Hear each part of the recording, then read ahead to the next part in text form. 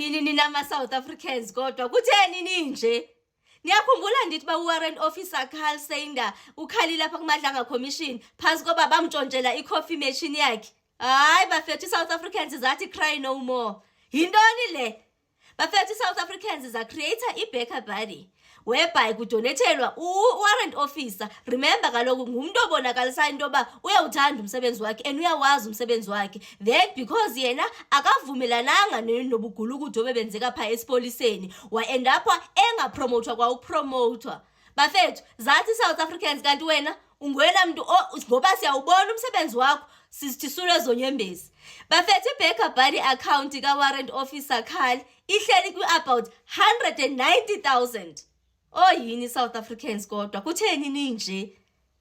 Yo bafethu intoni lento esiyenzelwa iMadlanga Commission. On the other hand, iMadlanga Commission iyaqala into yoba ibe ne-witness ezingaka. Mosizolo kugqibezele yena u-warrant officer yena lo phansi koba ke phofu ehambe ekhala u-warrant officer Sander. Xa kuphuma yena kwangena i-witness I but igama lakhe ke yena uyi-undercover cop yakwa-crime intelligence Noto Brown Bukhoti yena ungungcamncam ne.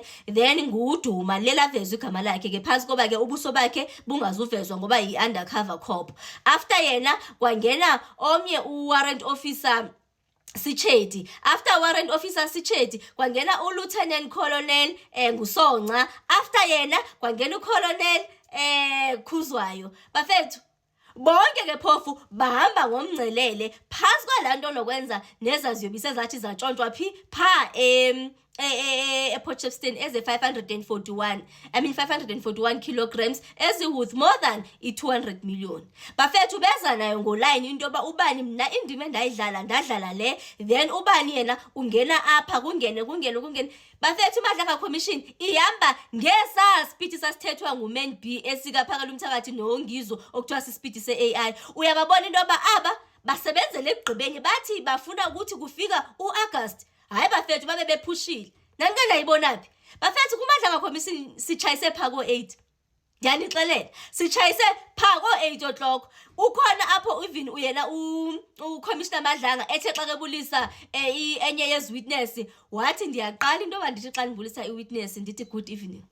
Dethi uba bosokukrwalele. Idethi uba loo nto bosokusebusuku wathi ndiyaqala into yoba ndithi xa ndizawubulisa i-witness ndithi good evening. Into ebonisa into yoba bosokusebusuku bafethu.